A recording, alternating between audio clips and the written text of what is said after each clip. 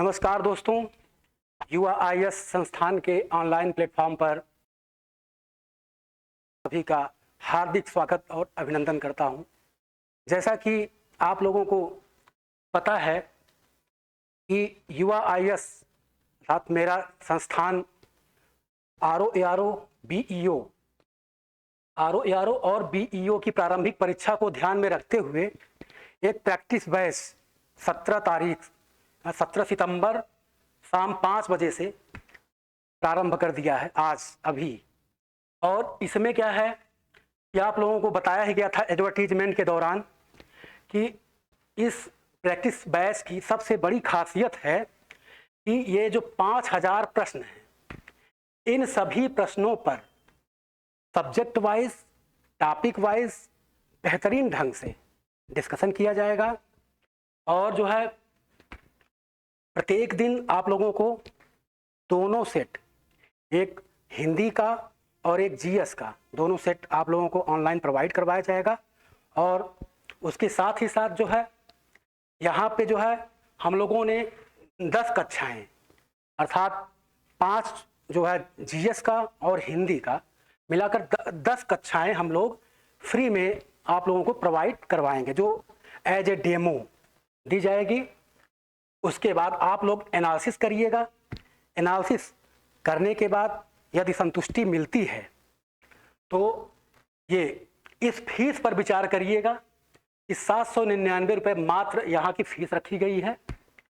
तब उसके बाद आप लोग हमारे संस्थान के ये नंबर दिए गए हैं, आप लोगों को शायद दिख रहा होगा, ये नंबर दिए गए हैं, आप लोगों को दिख रहा होगा। तो उसके बाद जो है इस नंबर से संपर्क करिएगा। और भी डिटेल जानकारी अगर आप लोगों को लेनी होगी तो इस नंबर पे सारी जानकारी आप लोगों को मिल जाएगी।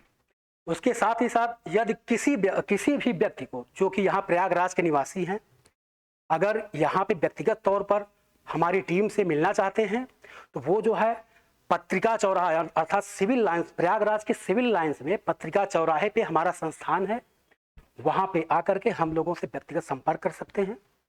उसके बाद जो है और मैं यही कहना चाहूँगा कि जिन लोगों ने एआरओ अथवा बीईओ बनने का सपना देखा है, एआरओ तथा बीईओ बनने का सपना देखा है, उन सपनों को साकार करने के लिए तथा इस प्रारंभिक परीक्षा में अपनी सफलता को सुनिश्चित करने के लिए अतिशीघ्र जो है हमारे संस्थान में आए। या तो जो बाहर के लोग हैं, प्रयागराज से बाहर के लोग हैं, वो जो है ऑनलाइन जुड़ें और अपनी सफलता को सुनिश्चित करें। और हम लोगों का जो 18 साल का जो अनुभव, जो व्यक्तिगत मेरा 18 साल का अनुभव इस फील्ड में है, उस अनुभव का आप लोग भरपूर लाभ उठाएं। तो आज मैं आप लोगों को इसके साथ ही साथ जो है मैं यहाँ एआरओ का जो सिलेबस है उस पर डिस्कशन कर लेते हैं। उसके बाद जो है कितने प्रश्न कहाँ से आते हैं उस पर डिस्कशन कर लिया जाएगा। देखिए एआरओ जो है, एआरओ और बीईओ जो परीक्षा है उसका पैटर्न लगभग सेम है। बस अंतर सिर्फ इतना है कि एआरओ में हिंदी, ये जो है सामान्य अध्ययन के साथ सामान्य हिंदी भी पूछा जाता है। इसमें क्या है कि 140 प्रश्न जो है रहते हैं किसके, सामान्य अध्ययन के, और 60 प्रश्न सामान्य हिंदी के रहते हैं। लेकिन बीईओ में केवल 120 प्रश्न सामान्य अध्ययन के ही रहेंगे और उनके प्रश्नों का प्रारूप लगभग एआरओ के प्रश्नों के प्रारूप के समान ही है। इसी वजह से जो है हम लोगों ने ये बीईओ को भी एआरओ के साथ शामिल कर लिया है। और ये जो क्वेश्चन बनाए गए हैं 5000 प्रश्न, इसमें से 600 प्रश्न हिंदी के लिए रहेंगे, बाकी 4400 प्रश्न जीएस के लिए रहेंगे।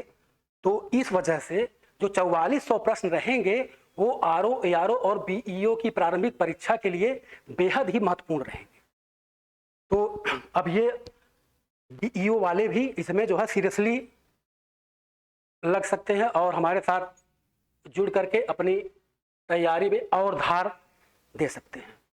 तो इसमें जो है प्रारंभिक परीक्षा का जो पाठ्यक्रम है उस पर आइए डिस्कशन कर लेते हैं।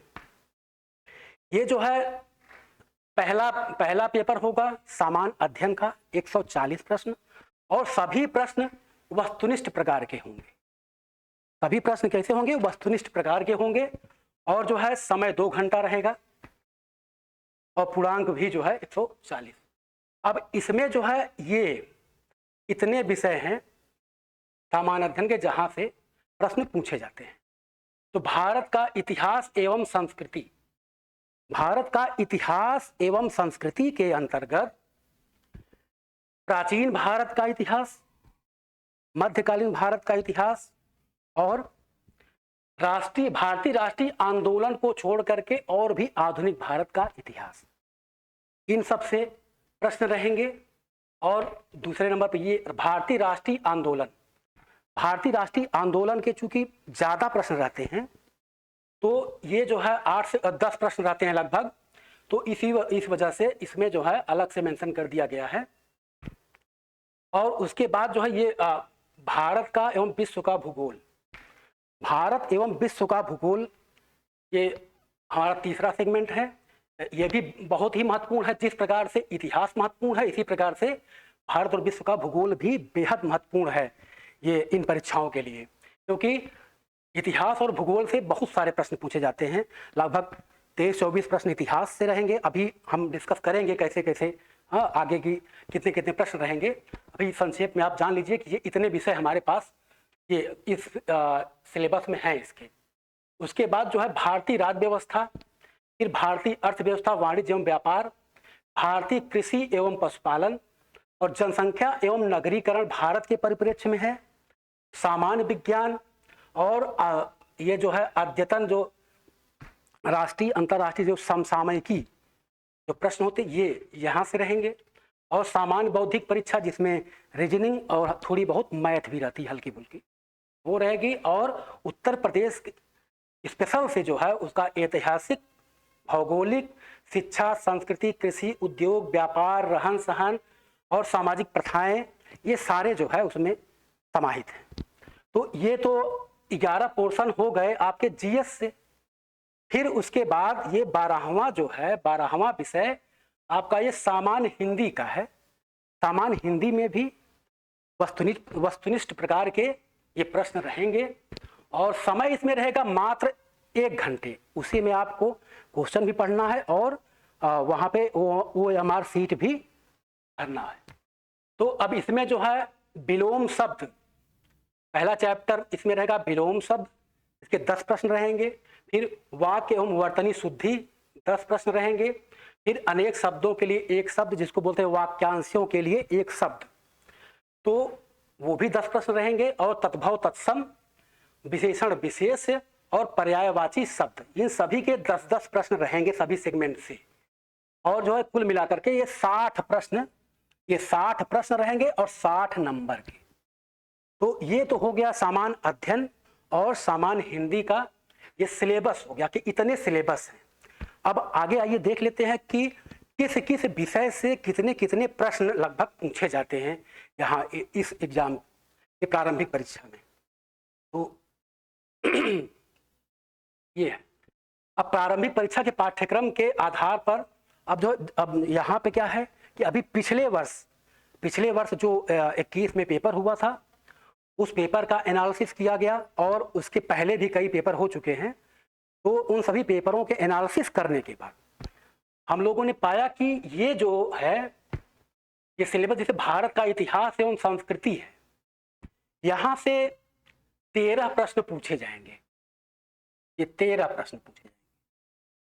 अब उस 13 प्रश्न में देखिए, उस 13 प्रश्न में क्या प्राचीन इतिहास का 4 प्रश्न रहेगा, लगभग 3 से 4 प्रश्न रहेगा। और मध्यकालीन इतिहास से उसमें भी 3 से 4 प्रश्न रहेंगे। और उसके बाद जो है बाकी आधुनिक भारत के इतिहास से भी करीब 7-8 प्रश्न रहेंगे। अब बाकी सभी 7 4 11 4 11 2 13 लगभग 5 प्रश्न लगभग उस आधुनिक भारत से रहेंगे। बाकी सभी लगभग 10 प्रश्न जो है भारतीय राष्ट्रीय आंदोलन।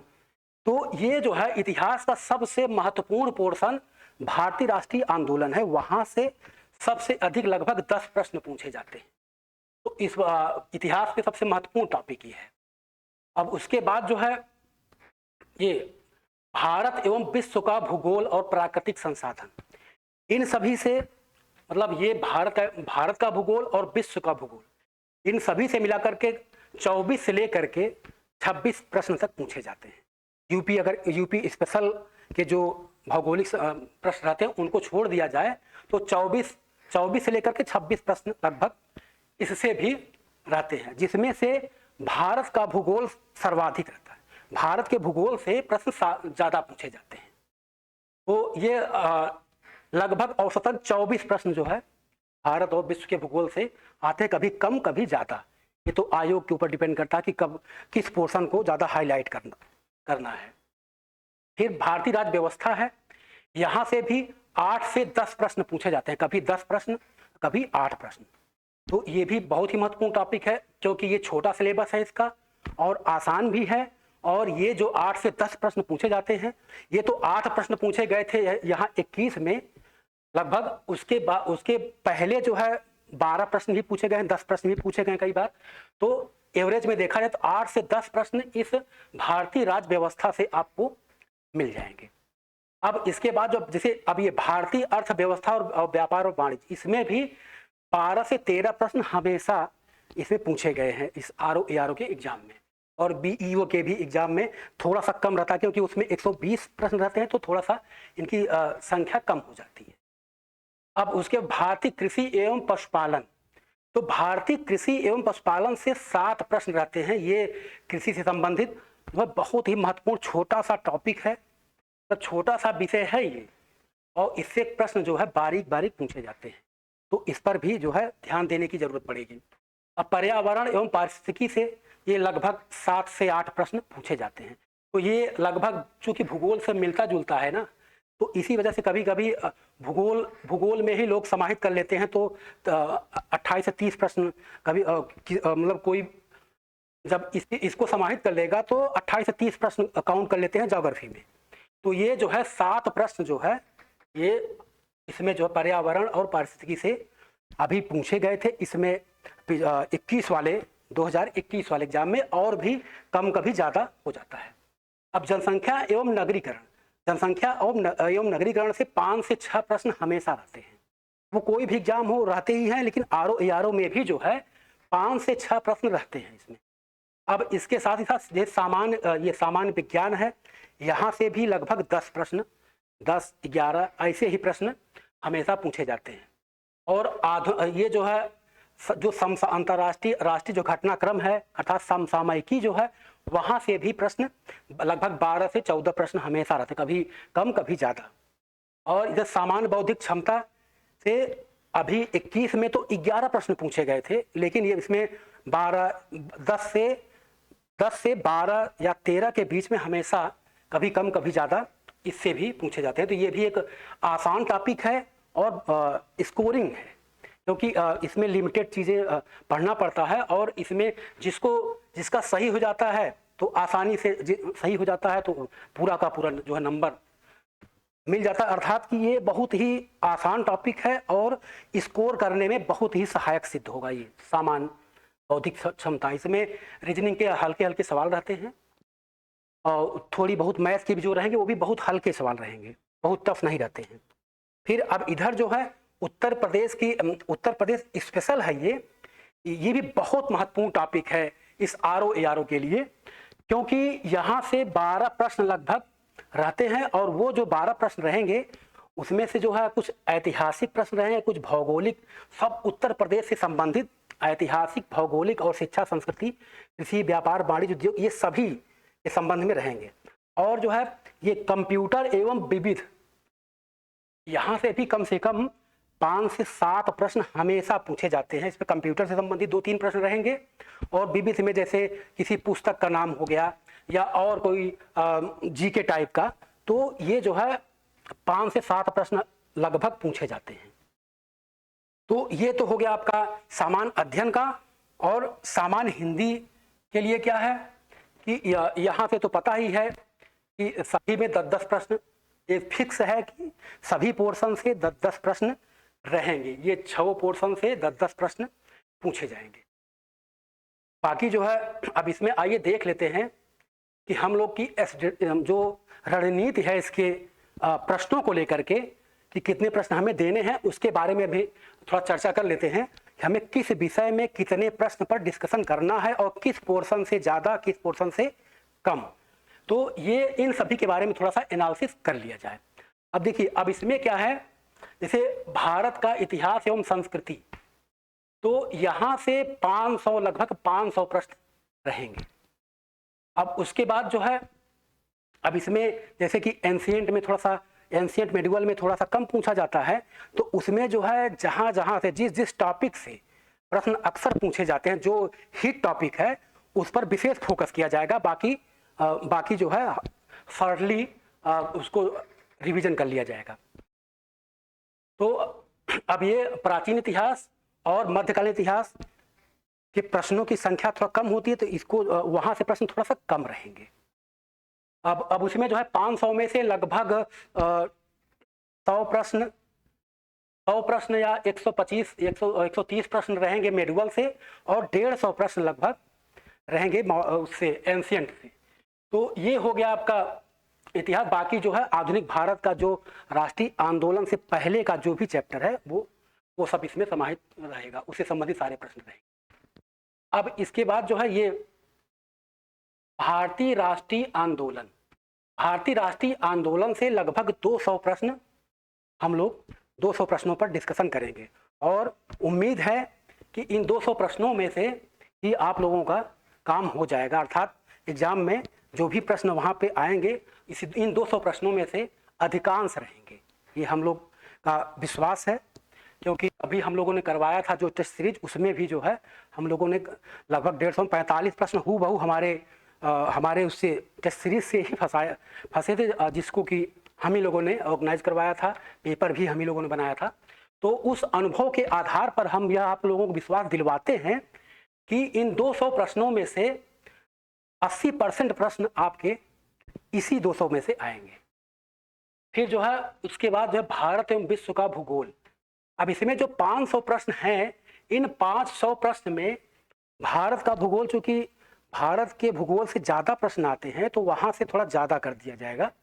वहाँ से लगभग जो है ज़्यादा क्या भाई 275 लगभग कर दिया जाएगा। अब बाकी जो है 225 इसमें कर दिया जाएगा विश्व के भूगोल। अब भारतीय राज्य व्यवस्था एक छोटा टॉपिक है लेकिन बेहद महत्वपूर्ण है, तो इससे भी जो है 500 प्रश्न रहेंगे। और जिन प्रश्नों पर डिस्कशन होगा, उम्मीद है कि वहाँ से बहुत सारे प्रश्न पूछे जाएंगे आयोग से। फिर उसके बाद भारतीय कृषि एवं पशुपालन, यहाँ से भी जो है ये भारतीय अर्थव्यवस्था वाणिज्य एवं व्यापार, यहाँ से भी लगभग 250 प्रश्न है। 250 प्रश्न पे इसमें जो है अभी डिस्कशन किया जाएगा। यदि एग्जाम की डेट बढ़ती है या समय और मिलता है हम लोगों को, तो थोड़ा सा और 100-200 क्वेश्चन और बढ़ाया जा सकता है। फिर उसके बाद जो है ये भारतीय कृषि एवं पशुपालन जो है, इसमें जो है 200 प्रश्न पूछे जाएंगे और उस 200 प्रश्न पर डिस्कशन किया जाएगा। और ये पर्यावरण एवं पारिस्थितिकी जो है, इसमें 300 प्रश्नों पर डिस्कशन किया जाएगा। और जो है जनसंख्या एवं नगरीकरण, ये जो भारतीय परिप्रेक्ष्य में जनसंख्या नगरीकरण है, इसमें 150 महत्वपूर्ण प्रश्न रहेंगे और उम्मीद है कि प्रश्न वहीं से आएंगे। अब उसके बाद जो सामान्य विज्ञान से लगभग 500 प्रश्न रहेंगे।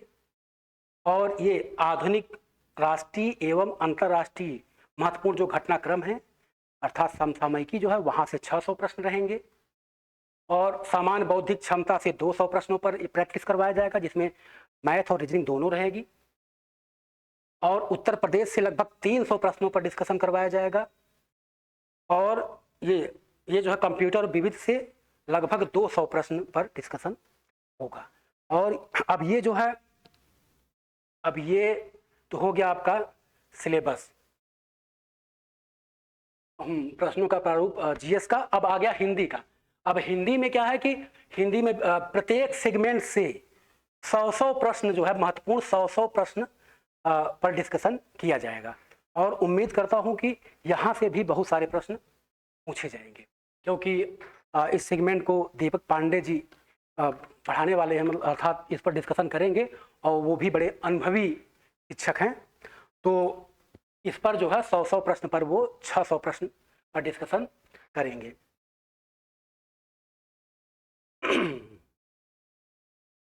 बाकी रही बात हमारी टीम जो है, हमारी टीम वैसे तो 4 सदस्य है, लेकिन अभी जो है 3 सदस्य उपलब्ध हैं, और उन तीन सदस्यों में जो है ये महत्वपूर्ण, जैसे भारत का इतिहास, भारतीय राष्ट्रीय आंदोलन, भारत का भूगोल एवं विश्व का भूगोल, भारतीय राज्य व्यवस्था, भारतीय अर्थव्यवस्था, और कृषि एवं पशुपालन, और उत्तर प्रदेश संबंधित लगभग 7-8 टॉपिक पे डिस्कशन मैं स्वयं करने वाला हूं।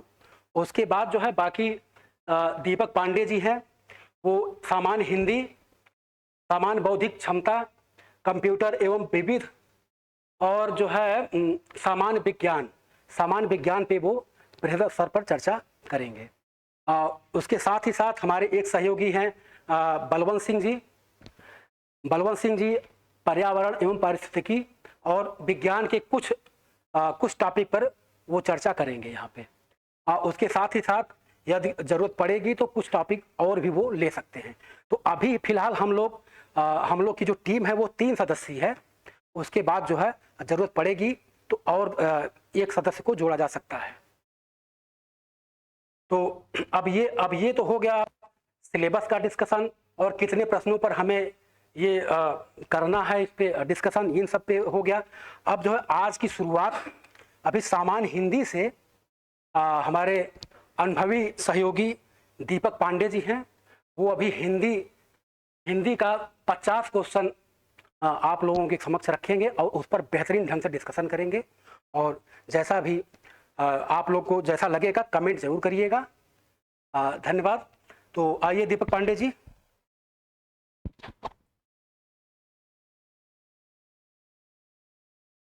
दोस्तों,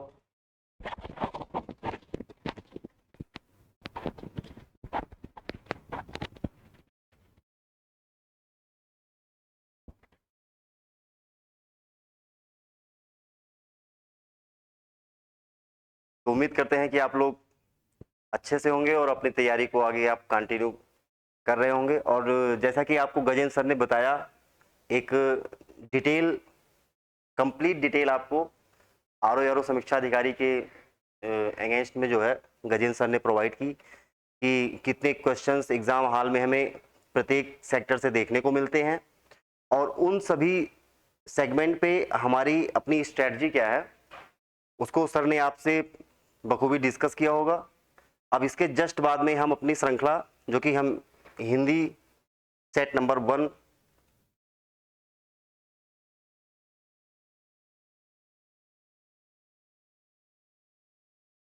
से स्टार्ट करने वाले हैं। जैसा कि आप देख रहे हैं, set 1 UPPSC RO prelims test series, और इसमें हम पहला भाग विलोम शब्द भाग नंबर 1 जो है आपके साथ डिस्कस करना शुरू कर दे रहे हैं। तो हमारे साथ आगे कंटिन्यू आप चलते रहिए।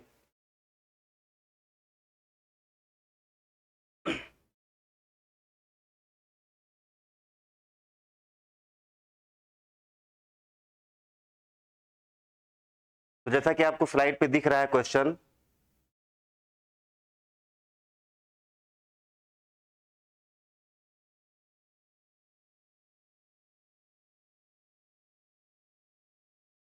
क्वेश्चन नंबर 1 आपको स्लाइड पे दिख रहा है कि निम्नलिखित अनुलोम विलोम युग्मों में से कौन सा एक युग्म सही नहीं है। पहला क्वेश्चन हम स्टार्ट करते हैं कि निम्नलिखित अनुलोम विलोम युग्मों में से कौन सा सही नहीं है। तो सबसे पहले तो हम ध्यान देते हैं सही नहीं वर्ड पे। सही नहीं वर्डिंग जो है हमें अपने एग्जाम हॉल में क्वेश्चंस के इस पार्ट पे फोकस करके रखना होता है कि हम क्वेश्चन पढ़ते वक्त ये नहीं शब्द हमारी आंखों से मिस ना हो जाए, क्योंकि इसके मिस होने से हमारा एक नंबर तुरंत मिस हो जाएगा। और कभी कभी एग्जाम हॉल के प्रेशर की वजह से और एग्जाम के प्रेशर की वजह से हम जो है इस चीज को इग्नोर कर जाते हैं, जल्दबाजी में हम देख नहीं पाते हैं और बहुत ही आसान सा एक क्वेश्चन हमारी गलती और हमारी लापरवाही की वजह से सही गलत हो जाता है। तो आप इसका जरूर ध्यान रखेंगे एग्जाम हॉल में कि हम नहीं शब्द को बिल्कुल आइडेंटिफाई करते हुए चले कि अगर वो है तो हमें दिखे और उसके सेंस के अकॉर्डिंग हम अपना राइट आंसर चूज करें।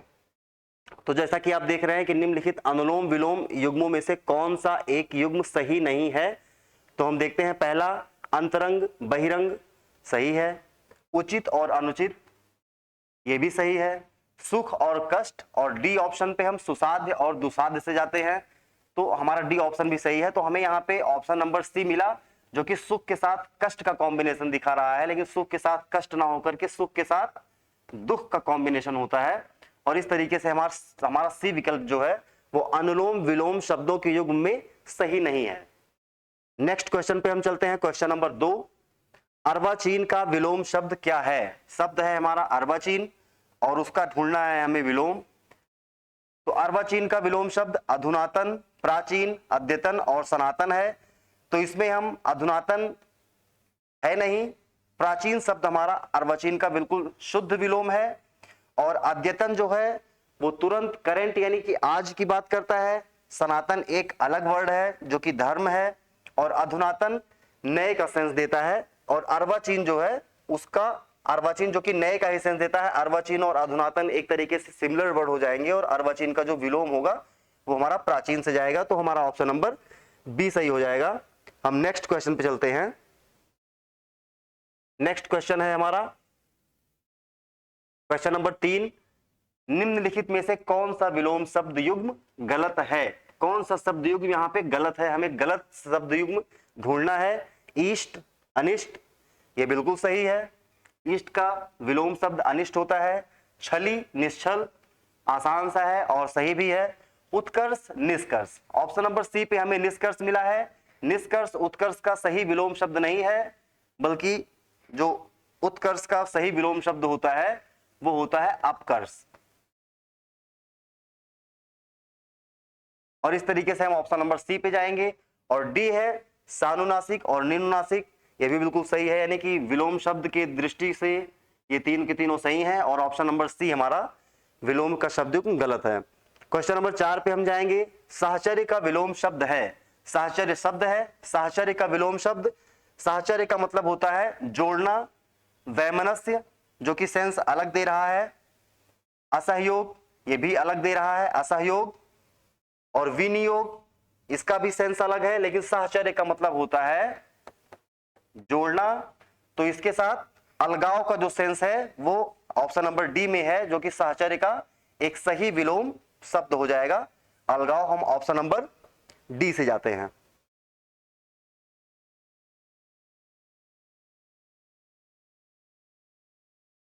नेक्स्ट क्वेश्चन पे चलते हैं हम, क्वेश्चन नंबर 5 पे।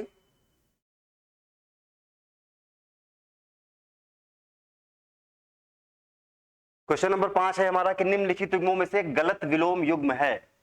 अब हमें गलत विलोम युग्म चूज करना है। पहला है हमारा ऑप्शन जीवंत, मृत, जन्म, मृत्यु, जीवन, मरण, अमर और मृत्यु।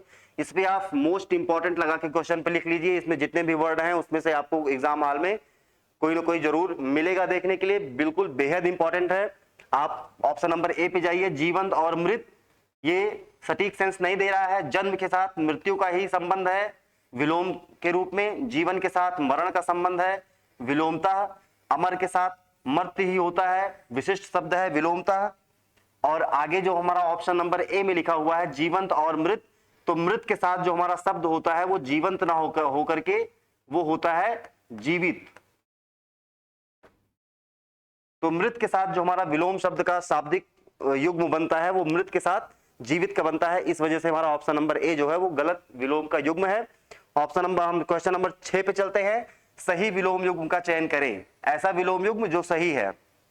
प्रत्यक्ष, अपरोक्ष, प्रतिपन्न, प्रछन्न, प्रतिबद्ध, प्रबुद्ध, अनुराग और द्वेष। प्रत्यक्ष और अपरोक्ष, ये हमें यहाँ पे सही विलोम युग्म चुनना है। प्रत्यक्ष और अपरोक्ष ये सही नहीं है।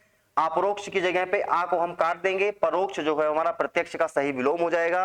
प्रतिपन्न और प्रछन्न ये हमारा बिल्कुल सही युग्म है। प्रतिबद्ध के साथ प्रबुद्ध ये गलत है हमारा, प्रतिबद्ध के साथ प्रबुद्ध नहीं होगा। अनुराग और द्वेष, अनुराग जो है वो लगन या लगाव का सेंस देता है और द्वेष जो है वो ईर्ष्या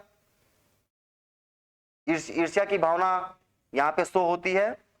तो इस तरीके से हमारा प्रतिपन्न और प्रछन्न, प्रतिपन्न हमारा जो प्रछन्न होता है कि जो छिपी हुई बेरोजगारी होती है, और प्रतिपन्न जो है वो दिखाता है। और प्रत्यक्ष और अपरोक्ष, प्रतिपन्न, प्रछन्न, प्रतिबद्ध और प्रबुद्ध और अनुराग और द्वेष में हम इस तरीके से ऑप्शन नंबर बी पे जाते हैं।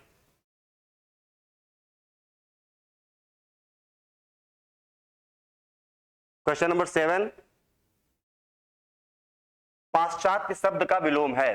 पाश्चात्य, पाश्चात्य का मतलब होता है कि आगे की ओर, तो जिसमें पौर्वात्य और पौरुषत्य ये दोनों ही शब्द हमारे पाश्चात्य के विलोम शब्द हैं, जो कि ऑप्शन नंबर सी में मेंशन किया गया है कि ए और बी दोनों सही हो जाएंगे।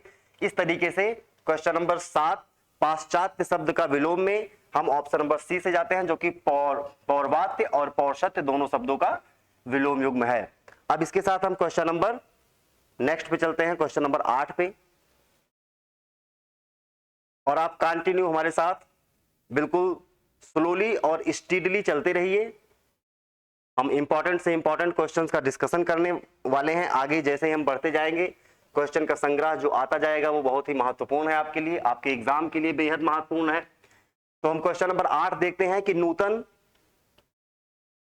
नूतन का विलोम है। ऑप्शन नंबर ए में प्राचीन, पुरातन, अर्वाचीन और वर्तमान। तो हम जैसे नूतन देख रहे हैं, नूतन में नया का सेंस देता है, और नया के साथ जो पुराना का सेंस, और नूतन का जो सबसे फेमस वर्ड है और जो इसके साथ मैच करता है वो है हमारा पुरातन। तो नूतन का सही विलोम जो शब्द जो है आपका पुरातन हो जाएगा, जो कि ऑप्शन नंबर बी के साथ है, तो बी को हम सही करेंगे। बाकी प्राचीन, अर्वाचीन और वर्तमान ये अलग सेंस देते हैं। क्वेश्चन नंबर 9 के साथ हम जाते हैं। अब क्वेश्चन नंबर 9 में है तरुण का विलोम शब्द है। तरुण के साथ बालक, युवा और अबला। अबला तो नारी के लिए आता है, एक पॉपुलर वर्ड है जो कि अबला आता है, और बालक और युवा ये तरुण के साथ उसके समकक्ष वर्ड है। लेकिन तरुण का जो विलोम शब्द है वो आपका है वृद्ध। तरुण का जो विलोम शब्द का सेंस जाएगा वो आपका वृद्ध के साथ जाएगा, और इस तरीके से हमारा ऑप्शन नंबर सी सही हो जाएगा।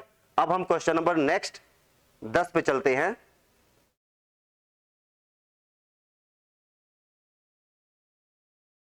क्वेश्चन नंबर 10 है संपन्न का विलोम है। संपन्न, जैसा कि शब्द पढ़ के ही आप जानते होंगे संपन्नता।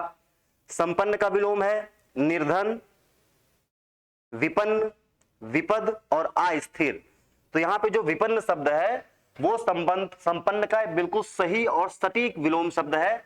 बाकी निर्धन जो है, निर्धन का मतलब होता है गरीब, संपन्न का मतलब निर्धन भी एक तरीके से सेंस हो सकता है संपन्न का। लेकिन विलोम शब्द में हम सबसे पहले ये देखते हैं कि जिस क्राइटेरिया का वो शब्द है जिसका कि विलोम पूछा जा रहा है, उसी क्राइटेरिया और उसी कैटेगरी के वर्ड को हम उसके विलोम के सेंस में लेके आते हैं। तो इस तरीके से जो बिल्कुल सटीक शब्द होता है वो हमारा विपन्न बनता है संपन्न के विलोम के रूप में। फिर आगे हम क्वेश्चन नंबर 11 पे जाते हैं। क्वेश्चन नंबर 11 है उपेक्षा का विलोम। उपेक्षा, उपेक्षा का विलोम, पहला ऑप्शन सीधे सीधे अपेक्षा मिल गया है, जो कि अपेक्षा बिल्कुल उपेक्षा का सटीक विलोम है। और दूसरा ऑप्शन है अवेक्षा, तीसरा है अनुपेक्षा और अनवेक्षा। ये तीनों उससे सिमिलर नहीं है, जो कि मैच नहीं करते हैं, और उपेक्षा का पॉपुलर बिल्कुल जो विलोम शब्द है वो अपेक्षा है। आगे हम चलते हैं क्वेश्चन नंबर 12 पे। उम्मीद करते हैं कि आप लोगों को साथ में डिस्कशन करके काफी इंटरेस्टिंग लग रहा होगा, और इसी के साथ हम आगे बढ़ते हैं।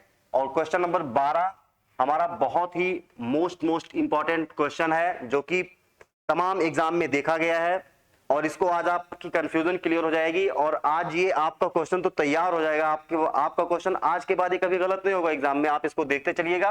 अभिज्ञ, अभिज्ञ का विलोम शब्द है। अभिज्ञ का मतलब होता है सीधे सीधे सर्वज्ञ,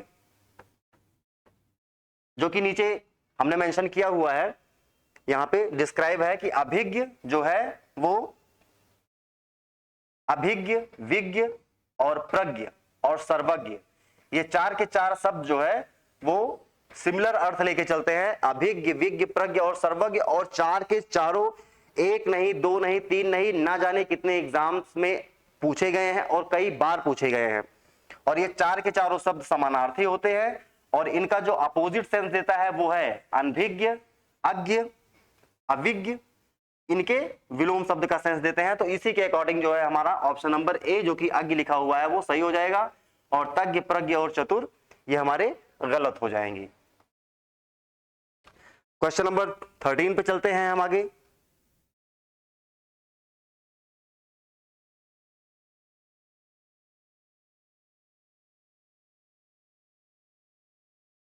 क्वेश्चन नंबर 13 है कि निम्नलिखित में से सही विलोम युग्म नहीं है। अब यहाँ पे फिर देखिए नहीं शब्द आ गया, जो कि हमने आपको सबसे पहले ही मेंशन किया था कि हमें नहीं शब्द और वो विलोम शब्द है या विलोम शब्द का युग्म नहीं है, हमें इस पे बिल्कुल फोकस करके रखना है, कंसंट्रेट करके रखना है कि ये शब्द हमारी आंखों से मिस ना हो जाए, जिसकी वजह से हम एक गलती करने से बच जाएंगे। तो सही विलोम युग्म नहीं है, तो पहला हम पढ़ेंगे कृतज्ञ, कृतज्ञ, हमें सही विलोम युग्म नहीं है, यानी कि जो गलत है उसी को देखना है। सौम्य, उग्र, भ्रांत, निर्भ्रांत, जागृत और सुस्त।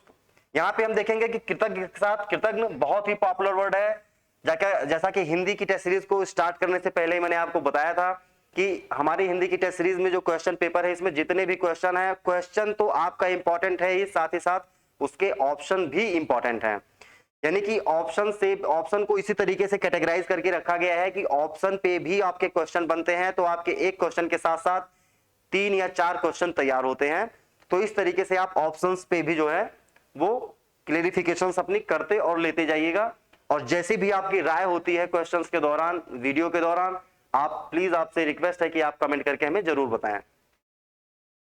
तो जैसा कि 13 नंबर में क्वेश्चन नंबर 1 कृतज्ञ और कृतज्ञ बिल्कुल सही है। सौम्य और उग्र, शाब्दिक अर्थ आप क्लियर ही होंगे कि सौम्य मतलब सौम्यता, शीतलता, और उग्र मतलब उद्दंडता, और भ्रांत और निर्भ्रांत ये भी आपके बिल्कुल सही और सटीक विलोम शब्द के युग्म है। जागृत के साथ जागी हुई या जागा हुआ, तो इसके साथ सुस्त नहीं होता है बल्कि सुप्त होता है। ये सुप्त इसका सही शब्द है, सुस्त नहीं, सुस्त तो चुस्ती का होता है। आगे हम नेक्स्ट क्वेश्चन पे चलते हैं। Question number 14।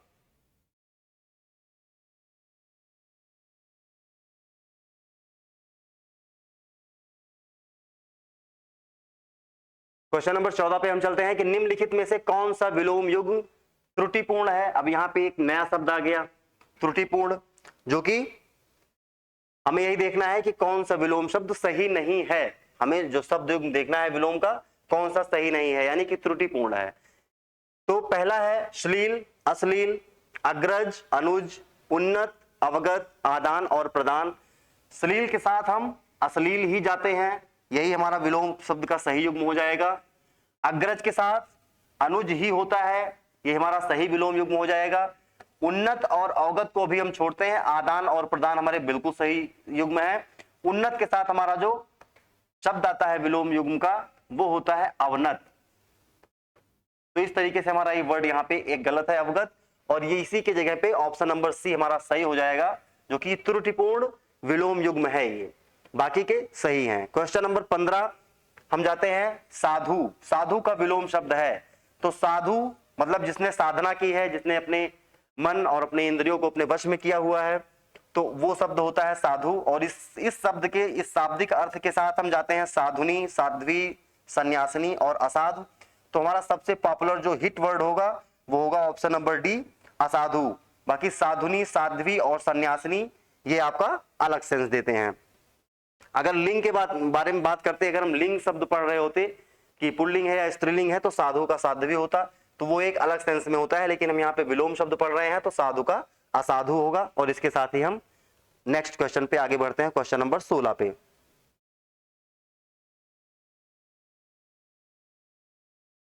Question number 16, अध्यवसाय। अध्यवसाय का विलोम शब्द है। तो अध्यवसाय का विलोम शब्द एक अध्याय हो गया, अनध्यवसाय, ध्यवसाय और अवध्यवसाय। तो यहाँ पे अध्यवसाय का जो पॉपुलर और हिट वर्ड है वो अनध्यवसाय है, बाकी अध्याय और ध्यवसाय और अध्यवसाय ये तीनों गलत हैं।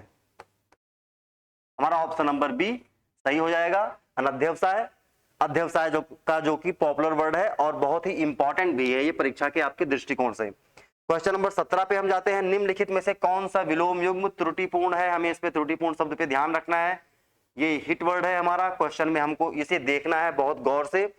फिर हम जाते हैं क्षर और अक्षर, त्रुटिपूर्ण हमें ढूंढना है। समास, व्यास, आहार, विहार, स्वल्पायु और चिरायु। क्षर के साथ अक्षर बिल्कुल सही और सटीक विलोम युग्म है। समास का व्यास बिल्कुल सही विलोम युग्म है। आहार और विहार ये विलोम युग्म सही नहीं है। आहार के साथ विहार नहीं होता है, अनाहार होता है। आहार का सही विलोम शब्द अनाहार होता है। स्वल्पायु के साथ चिरायु ये बिल्कुल सही विलोम युग्म है। इस तरीके से हम ऑप्शन नंबर सी के साथ जाते हैं। आहार और विहार एक गलत यानी कि त्रुटिपूर्ण विलोम युग्म है, जिसका कि सही शब्द अनाहार होगा। इसी के साथ हम क्वेश्चन नंबर नेक्स्ट 18 पे आगे चलते हैं। इप्सित शब्द का विलोम है। अब यहां पे एक शब्द है इप्सित, शब्द का अर्थ इप्सित मतलब होता है इच्छा या इच्छित।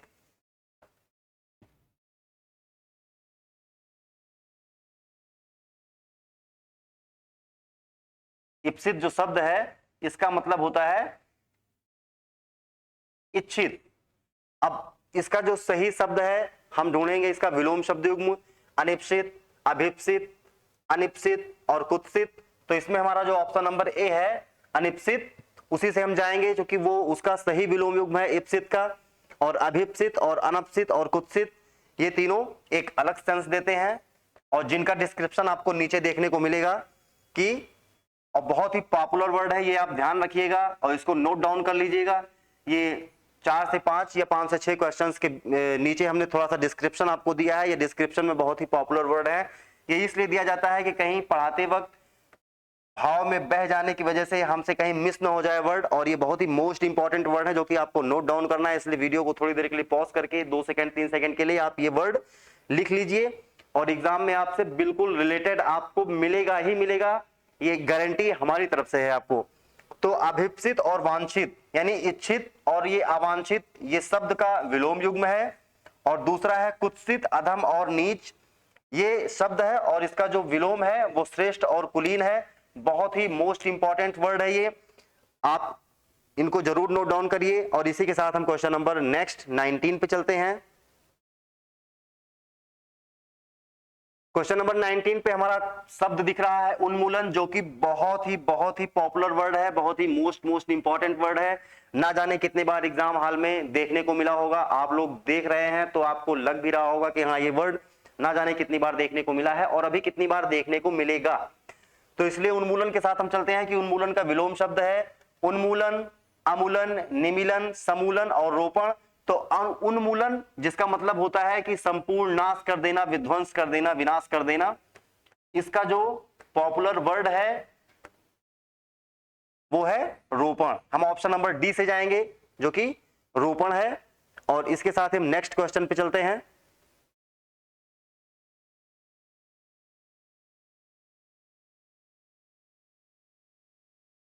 नेक्स्ट क्वेश्चन है हमारा मौन,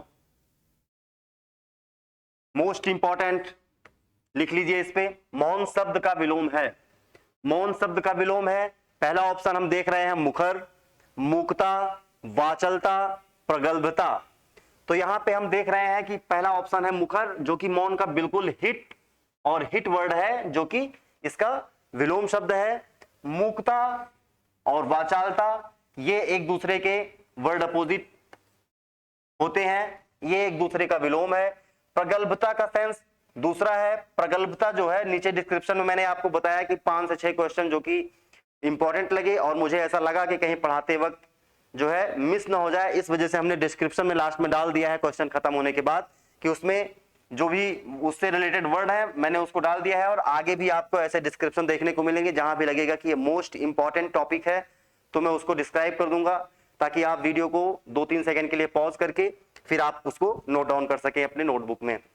फिर आप जो है प्रगल्भता, चतुरता और प्रतिभा, ये समानार्थी शब्द रखने वाले हैं, ये समान अर्थ रखने वाले शब्द हैं, तो आप इनको मोस्ट इंपॉर्टेंट लगा के इन शब्दों को आप नोट डाउन कर लीजिएगा।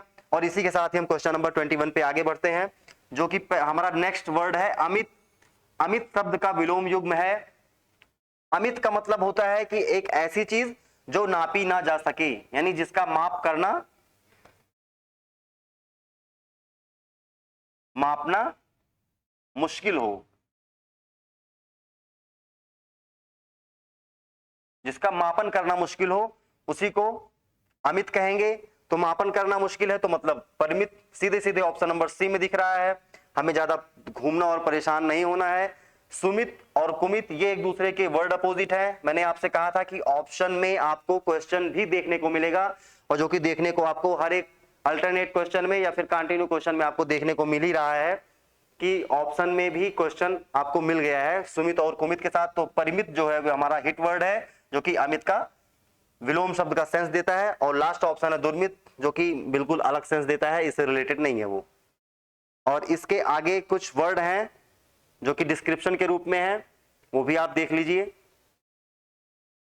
क्वेश्चन नंबर 21 के जो डिस्क्राइब वर्ड है वो है अमित। अमित यानी कि मापा ना जा सके, अर्थात अमापित के अन्य समानार्थी जो शब्द हैं अमापित के, वो है हमारा अपरिमापित, अपरिमित, अप्रमित। इसी प्रकार इसके विलोम शब्द जो है वो परिमापित है, परिमित है, प्रमित है, मित है और सम्मित है। इस तरीके से बहुत ही इंपॉर्टेंट वर्ड्स का ये एक युग्म है, और ये सारे वर्ड आप अपने नोट्स में नोट डाउन करते कंटिन्यू आगे चले जाइए, बार बार हमें बताना नहीं पड़ेगा उसको।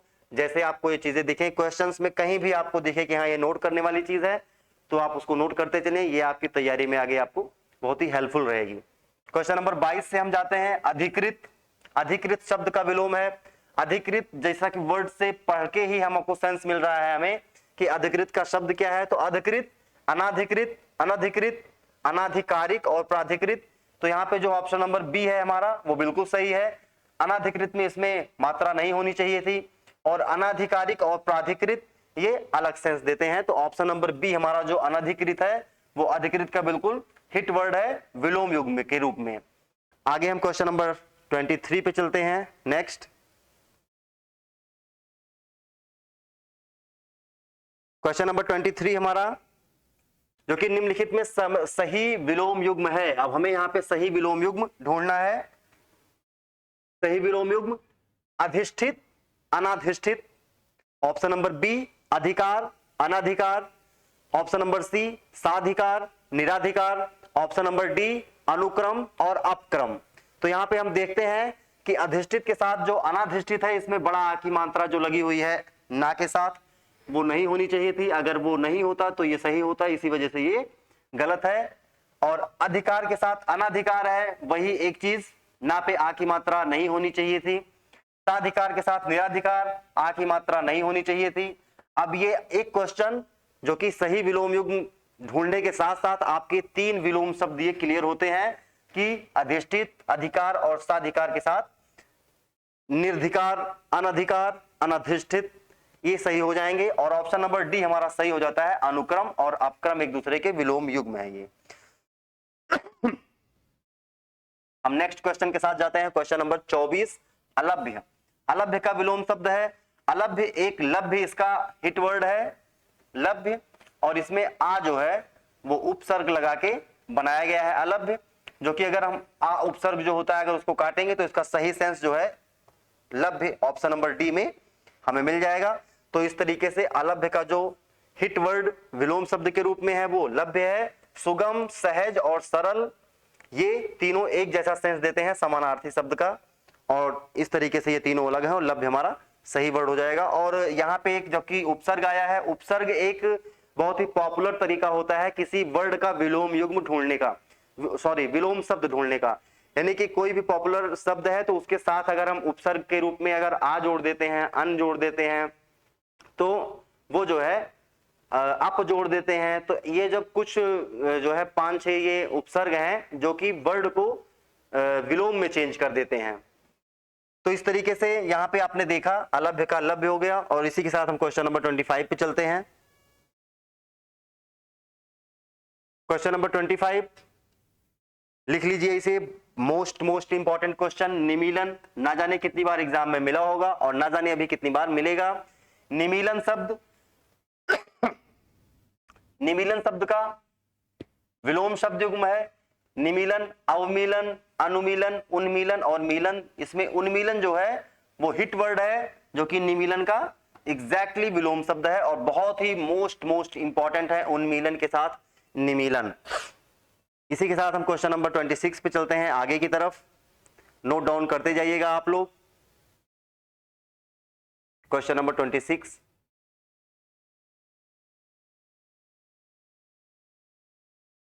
क्वेश्चन नंबर 26 में हम देख रहे हैं निषिद्ध।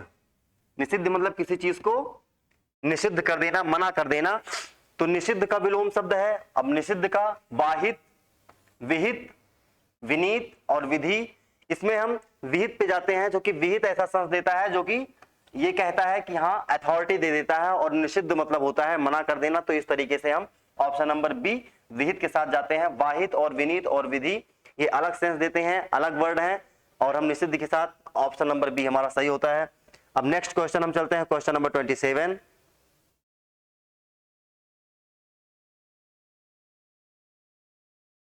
क्वेश्चन नंबर 27 हमारा जो कि आप देख रहे हैं कि उपादेय का विलोम है। उपादेय एक वर्ड है, उसका विलोम है उपदेय, ऑप्शन नंबर बी। अनुपादेय, ऑप्शन नंबर सी। उत्पादेय और ऑप्शन नंबर डी पादेय।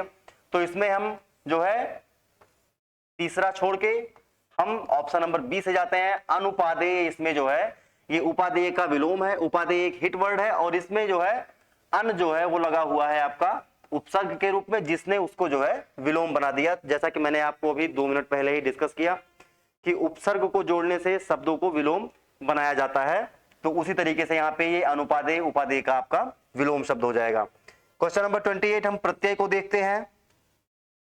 प्रत्यय जो उपसर्ग और प्रत्यय दो चीजें होती हैं। शब्द के आगे ऐड होकर के जो अक्षर शब्द की अर्थ को बदल देते हैं, परिवर्तित कर देते हैं, वो उपसर्ग कहलाते हैं। और शब्द के पीछे वो ऐड होने वाले अक्षर जो उसके अर्थ को बदल देते हैं वो कहलाते हैं प्रत्यय। तो प्रत्यय का विलोम शब्द है। प्रत्यय का विलोम शब्द सीधे सीधे उपसर्ग होता है, और उपसर्ग के साथ साथ ऑप्शन नंबर बी विप्रत्यय भी प्रत्यय का जो है वो विलोम शब्द होता है। तो प्रत्यय के साथ यहाँ पे वी लगा देने से, वी उपसर्ग लगा देने से प्रत्यय का ये जो है विलोम हो जाता है विप्रत्यय। और उपसर्ग और विप्रत्यय ये दोनों ही प्रत्यय के विलोम युग्म है। और इस तरीके से हम ऑप्शन नंबर सी पे चले जाएंगे कि जहां पे क्वेश्चन के ए और बी दोनों विकल्प सही हैं। क्वेश्चन नंबर 28 के आगे क्वेश्चन नंबर 29 में हमको दिख रहा है कि कृष। कृष का विलोम शब्द है। कृष का मतलब होता है जो कि बहुत ही कमजोर हो, बहुत ही दीन क्षीण हो, बहुत ही दीन क्षीण हो, उसे हम कहते हैं कृष।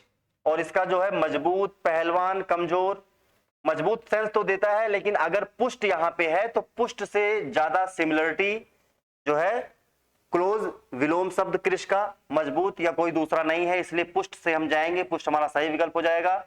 मजबूत, पहलवान और कमजोर, कमजोर का सेंस मजबूत दे देगा, पहलवान एक दूसरा शब्द है। तो क्वेश्चन नंबर 30 पे हम चलते हैं आगे। आवर्तक से, आवर्तक का विलोम शब्द है। आवर्तक का विवर्तक, समर्थक, समावर्तक और अग्रिम। तो आवर्तक का पहला ऑप्शन विवर्तक जो है वो आवर्तक का बिल्कुल सटीक विलोम शब्द युग्म है। बाकी समर्थक अलग चीजें होती हैं, समावर्तक और अग्रिम इसमें जो है ये तीनों शब्द डिफरेंट सेंस देते हैं। इसी के साथ हम क्वेश्चन नंबर नेक्स्ट चलते हैं आगे 31 क्वेश्चन हमें कह रहा है निंद्य। निंद्य मतलब जिसकी निंदा की जाए या जो निंदा करने लायक हो वो निंद्य होता है। और यहाँ पे वंद्य होता है जो वंदनीय हो। ऑप्शन नंबर ए में ही हमको दिख गया है, विलोम शब्द में ढूंढना था और दोनों एक दूसरे के बिल्कुल विलोम शब्द युग्म है। बाकी वंदनीय और ए और बी दोनों, यहां पे वंदनीय जो है ये शब्द है, तो वंदनीय निंद का जो है वो वर्ड अपोजिट नहीं होगा, ये विलोम नहीं होगा, क्योंकि मैंने बताया आपको कि अगर नाउन है वर्ड तो उसका विलोम नाउन ही होगा, अगर प्रोनाउन है यानी कि सर्वनाम है तो उसका विलोम सर्वनाम ही होगा, अगर क्रिया है और क्रिया का विलोम पूछा जा रहा है तो क्रिया का विलोम क्रिया ही होता है, अगर विशेषण है तो विशेषण का विलोम विशेषण ही होता है।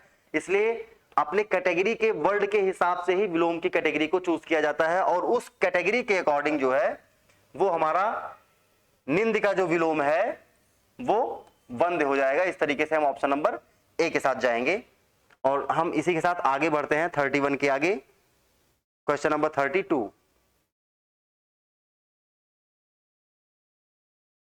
32 में हम देख रहे हैं प्रधान, मोस्ट इंपॉर्टेंट वर्ड,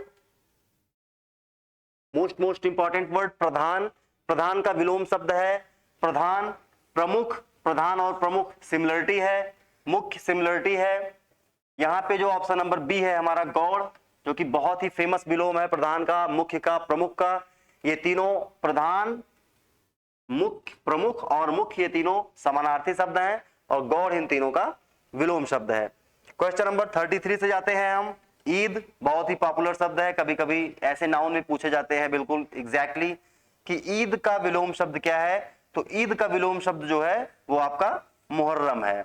बाकी बकरीद, निरुद्धम, अधम ये जो है मैच नहीं करते हैं इससे और ये अलग तरीके का सेंस देने वाले शब्द हैं। और इसी के साथ हम आगे बढ़ते हैं, बहुत ही इंपॉर्टेंट है, आपको इस पे भी ध्यान रखना है। इसी के साथ हम क्वेश्चन नंबर 34 पे चलते हैं। 34 हमारा है उद्धत। उद्धत का विलोम शब्द है उद्धत। पहला ऑप्शन है विनीत और जो कि राइट ऑप्शन है, दूसरा ऑप्शन है उत्कृष्ट, अनुद्धत और अपकर्ष, ये तीनों अलग सेंस दे रहे हैं और उद्धत का जो है सही विलोम शब्द है वो हमारा विनीत है। और उद्धत का मतलब होता है कि जो है हठी, हठी हो, बहुत ही उद्दंड हो, बालक कोई, और उसका जो सही ऑप्शन हो जाएगा विलोम शब्द के रूप में वो विनीत हो जाएगा। उत्कृष्ट, अनुद्धत और अपकर्ष ये आपके अलग सेंस देते हैं। क्वेश्चन नंबर 35 पे हम चलते हैं, जो कि वर्ड है सरल। सरल का विलोम शब्द है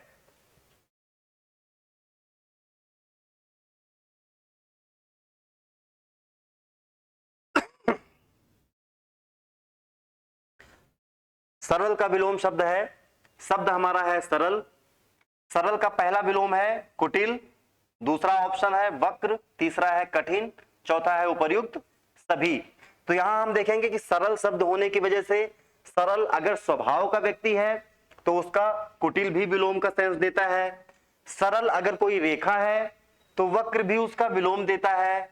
अगर सरल किसी का स्वभाव है या कोई चीज सरल है या कोई कैलकुलेशन है वो सरल है तो उसका जो पॉपुलर और हिट विलोम होता है वो कठिन होता है। इस तरीके से सरल शब्द के होने की वजह से हम यहाँ पे उपर्युक्त सभी के ऑप्शन पे जाएंगे, ऑप्शन नंबर डी पे। लेकिन अगर इस सरल का सेंस देने के लिए अगर यहाँ पे हमारा रिजु होता,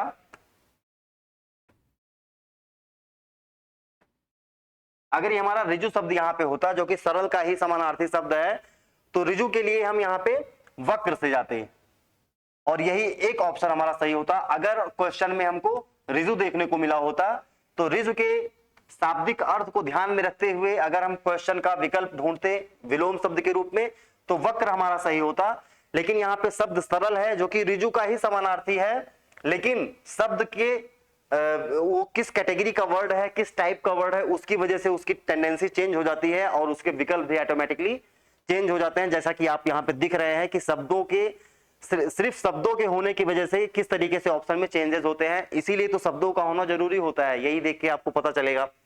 तो यहाँ पे रिजु था नहीं, था सरल, सरल के हिसाब से हम उपर्युक्त सभी से जाएंगे तो ये हमारा सही शब्द हो जाएगा, सही ऑप्शन हो जाएगा। क्वेश्चन नंबर 36 पे हम चलते हैं। दक्षिण बहुत ही इंपॉर्टेंट क्वेश्चन है।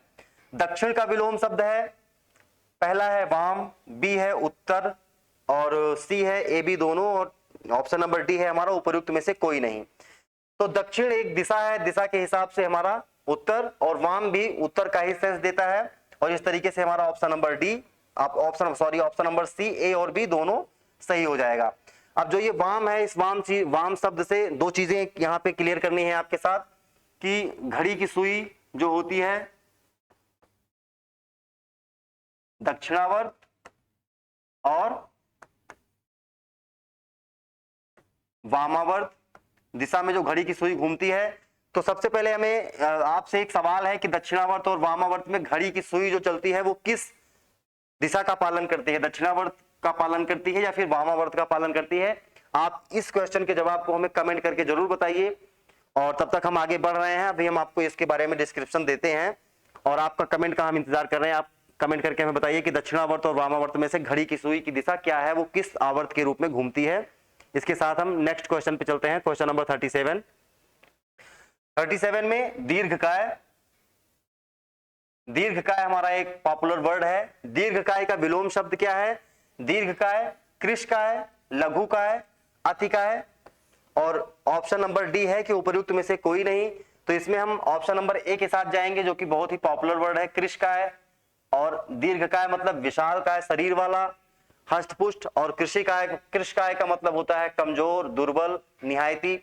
लघुकाय सूक्ष्मता का सेंस देता है, काय के साथ यहाँ पे हम नहीं जाएंगे, इसलिए हम कृशकाय हमारा पॉपुलर वर्ड हो जाता है और विलोम शब्द के रूप में हमारा ऑप्शन नंबर ए सही है। तो हम जो बता रहे थे आपको दक्षिणावर्त और वामावर्त, उसमें जो क्लॉकवाइज होती है, जो घड़ी घूमती है, वो घूमती है हमारा दक्षिणावर्त में। ये उसका सही आंसर है। इसी को इंग्लिश में बोलते हैं हम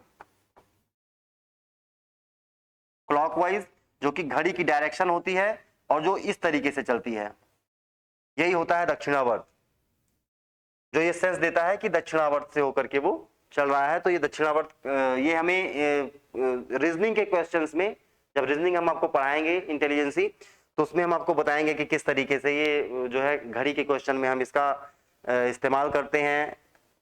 तो हम आगे चलते हैं इसी के साथ क्वेश्चन नंबर 38 पे।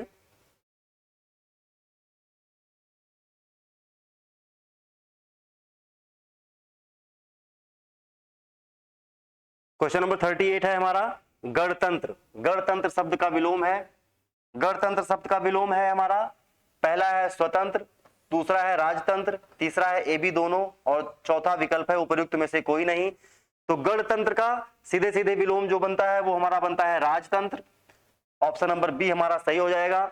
स्वतंत्र जो है वो एक अलग शब्द देता है, ए बी दोनों और सी और डी से कोई मतलब ही नहीं है, वो अननेसेसरी विकल्प हो गए। तो यहाँ पे राजतंत्र हमारा सही विकल्प हो जाएगा। क्वेश्चन नंबर 38 में हम बी के साथ जाएंगे। क्वेश्चन नंबर 39 पे हम चलते हैं, जो कि हमारा शब्द है खंडन, पॉपुलर शब्द है।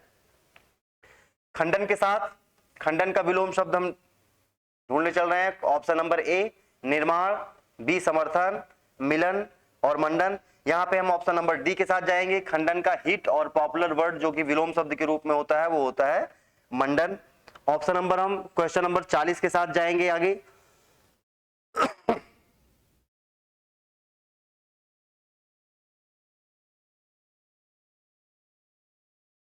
क्वेश्चन नंबर 40 है अभिमानी। अभिमानी का जो है विलोम शब्द है साहसी, स्वाभिमानी, निराभिमानी और गौरवशाली। तो यहाँ पे अभिमानी का बिल्कुल हिट और बहुत पॉपुलर वर्ड है जो कि निराभिमानी है, और इसका सही आंसर हो जाएगा साहसी। आप जानते हैं कि साहसी एक जो है अपनी प्रतिभा है व्यक्तित्व की, स्वाभिमानी अपना एक स्वाभिमान होता है आदमी का, गौरवशाली एक अलग शब्द है, और निराभिमानी इसका जो है अभिमानी का विलोम है, जो कि उपसर्ग के रूप में उपसर्ग को ऐड करके अभिमान में, अभिमानी में उपसर्ग, निर उपसर्ग को ऐड करके बनाया गया है, जो कि इसका पॉपुलर विलोम वर्ड है। आगे हम चलते हैं क्वेश्चन नंबर 41 पे। उम्मीद करते हैं कि आप लोग इंटरेस्टेड हैं इस टेस्ट सीरीज को लेकर के। और आगे 41 इसी के साथ हम देखते हैं मानवता। मानवता शब्द का विलोम है मानवता। दानवता बिल्कुल विलोम शब्द है। पशुता बिल्कुल विलोम शब्द है। अमानवता ये भी विलोम शब्द है मानवता का। उपर्युक्त सभी, तो यहाँ पे हम ऑप्शन नंबर डी के साथ जाएंगे, जो कि दानवता, पशुता, अमानवता ये उपर्युक्त सभी जाएगा, मानवता की ये तीन के तीनों जो है वो सही विलोम युग्म है। क्वेश्चन नंबर हम 42 पे जाते हैं इसी के साथ।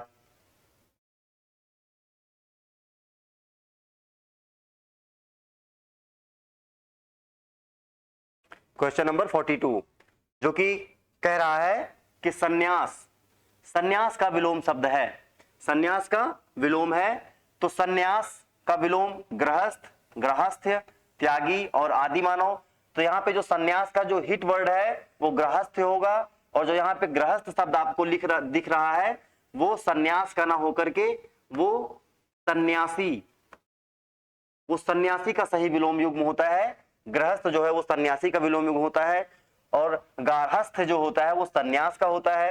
त्यागी किसी चीज का त्याग कर देना, और आदि मानव आप जानते हैं एक नाउन वर्ड है, संज्ञा है, आदि मानव जो कि पहले के प्राचीन मानव होते थे। और क्वेश्चन नंबर 43 पे हम जाते हैं अपव्यय, अपव्यय जो कम करने वाला है खर्च, तो इसका विलोम शब्द है अल्पव्यय, मितव्यय, अव्यय, व्यय।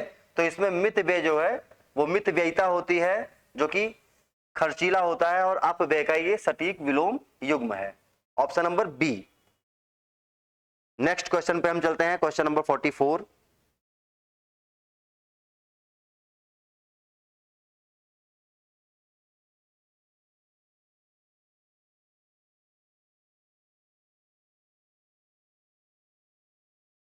क्वेश्चन नंबर 44 44 अल्पज्ञ, अल्पज्ञ का विलोम शब्द है अल्पज्ञ, विज्ञ, विशेषज्ञ, बहुज्ञ और अज्ञ। तो अल्पज्ञ का मतलब होता है जो बहुत कम जानने वाला होता है, तो बहुत कम जानने वाले के लिए बहुत ज्यादा जानने वाला ही शब्द उसका सटीक विलोम युग्म होगा। तो बहुज्ञ जो है वो अल्पज्ञ का इस लिहाज से जो है वो सटीक विलोम युग्म है, और ये ऑप्शन नंबर सी हमारा सही हो जाएगा। उत्कृष्ट, उत्कृष्ट शब्द का विलोम है सर्वश्रेष्ठ, निकृष्ट, उत्कीर्ण और विकीर्ण। अब यहाँ पे जो है आपको ऑप्शन देखने को मिल गए, उत्कीर्ण और विकीर्ण ये दोनों एक दूसरे के जो है सिमिलर शब्द देने वाले हैं, और सर्वश्रेष्ठ जो है वो उत्कृष्ट और सर्वश्रेष्ठ का सिमिलर है, सॉरी उत्कृष्ट जो है वो उत्कृष्ट का सर्वश्रेष्ठ जो है वो सिमिलर दे रहा है, लेकिन निकृष्ट जो है उसका वो विलोम अर्थ दे रहा है, इसलिए हम ऑप्शन नंबर बी के साथ जाएंगे। और इसी के साथ हम क्वेश्चन नंबर 46 पे चलते हैं। धीरे धीरे हमारी ये टेस्ट सीरीज का जो पहला सेट है वो धीरे धीरे करके अपने समापन की तरफ आगे बढ़ रहा है। क्वेश्चन नंबर 46 इसी के साथ हम देखते हैं औचित्य। औचित्य का विलोम है अनुचित, उचित और अनौचित्य।